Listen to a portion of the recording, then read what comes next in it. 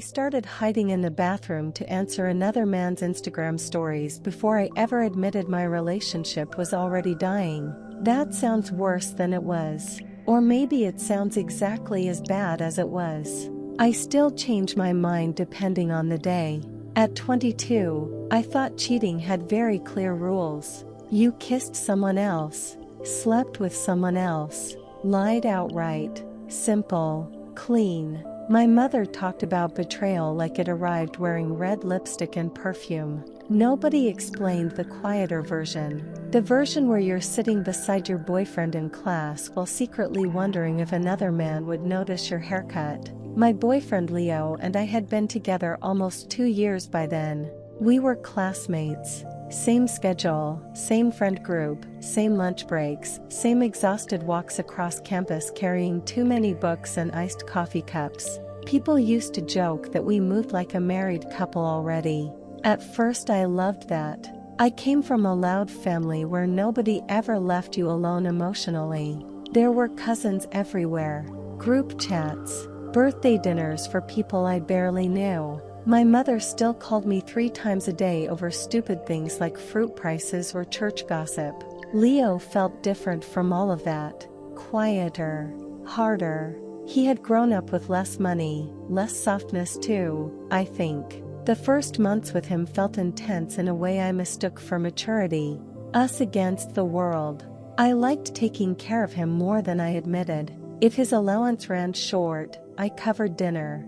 If he forgot cash, I paid for the ride home. Sometimes he looked embarrassed about it. Sometimes not. I noticed that difference more as time went on. Still, when things were good, they were really good. He stayed over at my apartment almost every night. We watched terrible horror movies while eating instant noodles at 2 in the morning. He rubbed my shoulders when I studied too long.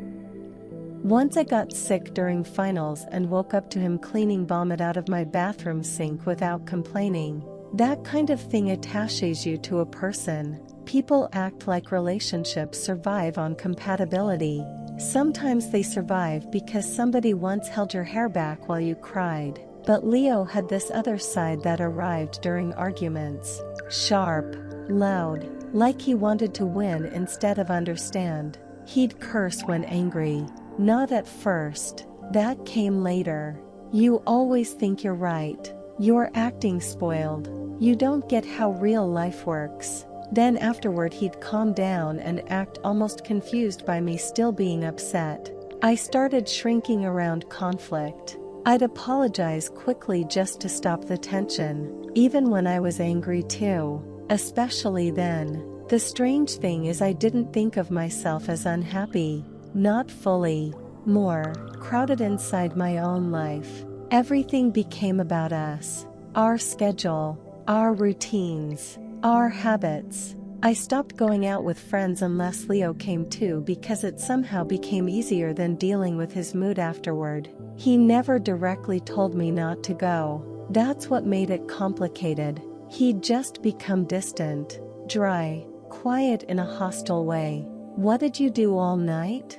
Who was there? Nothing dramatic, just enough. And honestly, part of me liked being needed that much. That's embarrassing now. I liked being the center of somebody's world until I realized being the center also meant being watched constantly. Then Adrian sat beside me in economics class one Tuesday afternoon and ruined the balance of everything without technically doing anything wrong.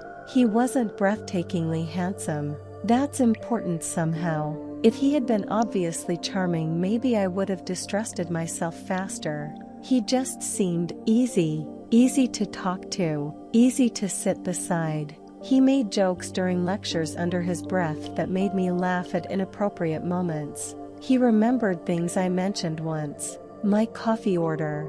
The fact I hated raisins. Small things. And he looked people directly in the eye when they spoke. I noticed that immediately because Leo rarely did during serious conversations. The first time Adrian tried following me on Instagram, I declined it instantly.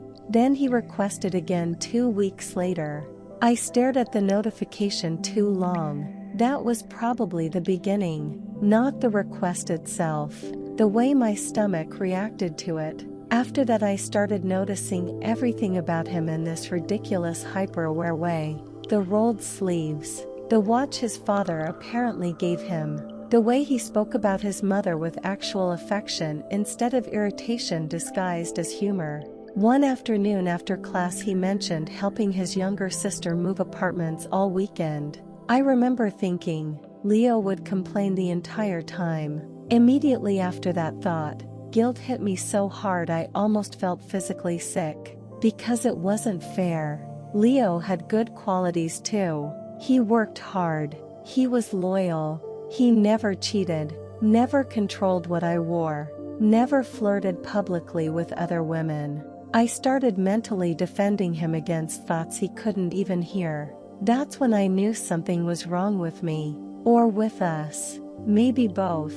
At night Leo would sleep beside me while I lay awake imagining impossible alternate futures like some emotionally dishonest little idiot. What if I had met Adrian first? What if stability feels different from passion? What if love isn't supposed to feel this exhausting all the time? Then I'd get angry at myself because I sounded shallow even inside my own head. Adrian came from money, good family, good manners. I hated how much that mattered to me. My mother adored men like him, responsible boys from respectable homes who opened doors and planned futures in spreadsheets. Leo once forgot my birthday dinner reservation because he got distracted gaming with friends. Adrian remembered my presentation date after hearing it once. Tiny things became enormous in my mind.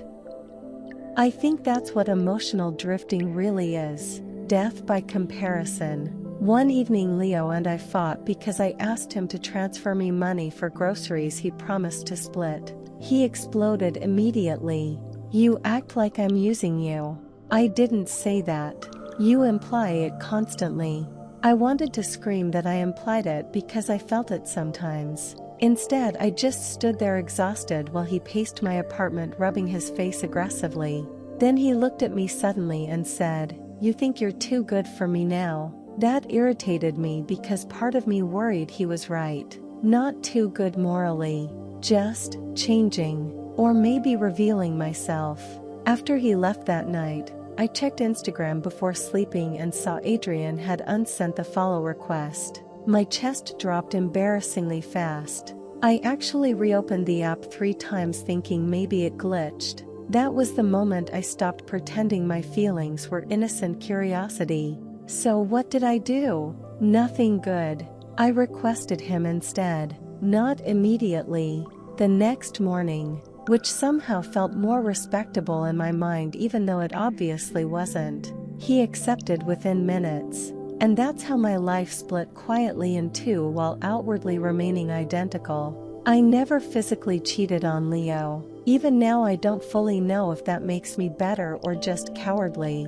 Adrian and I messaged casually at first. School jokes, assignments, music recommendations. Completely normal conversations if you ignored the fact I deleted them afterward. That detail matters. People who think they're innocent don't usually delete evidence. The emotional energy I poured into those tiny interactions shocked me. I'd reread messages while brushing my teeth, wonder why he viewed my stories immediately, analyze punctuation like a teenager. Meanwhile, my real relationship kept deteriorating in slow, ugly ways. Leo sensed something before I admitted anything. He became clingier, more suspicious.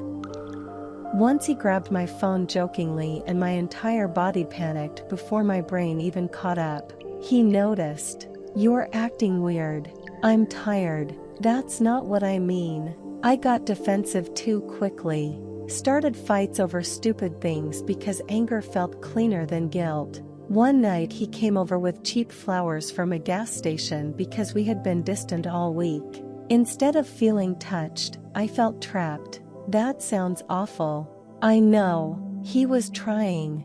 I could see him trying, and it almost made me resent him more because now I had to carry guilt on top of dissatisfaction. We went to dinner and barely spoke. He kept checking basketball scores on his phone. I kept imagining conversations with another man, two people silently abandoning each other across breadsticks and pasta. On the drive home he suddenly asked, "Do you even still want this?" I looked out the window immediately. Coward move. Cars blurred past. I remember someone crossing the street carrying flowers bigger than their body. Strange what the brain saves. "I don't know," I said finally.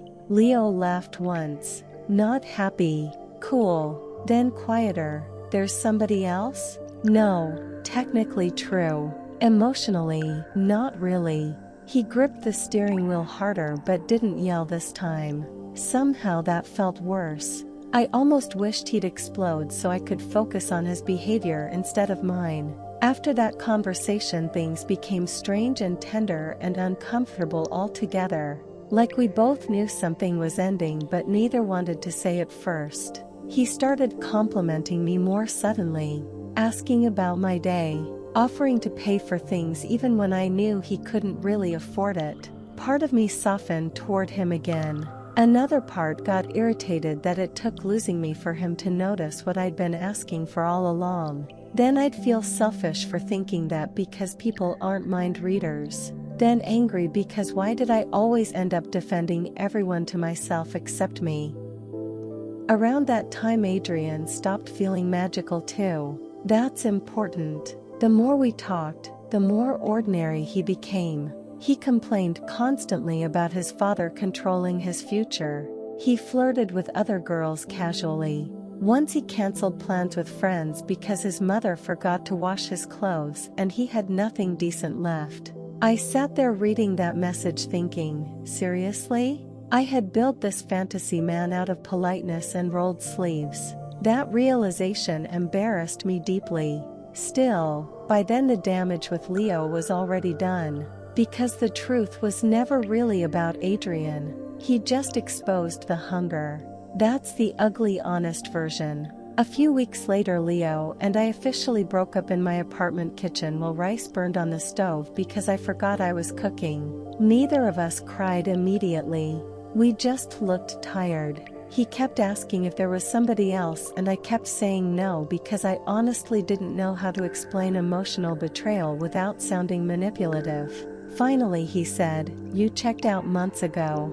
I almost argued, then didn't. After he left, I sat on the kitchen floor smelling burnt rice and feeling absolutely nothing for maybe 20 minutes. Then everything at once. Relief, grief, panic. I texted Adrian that same night and immediately hated myself for it. Nothing serious happened between us eventually.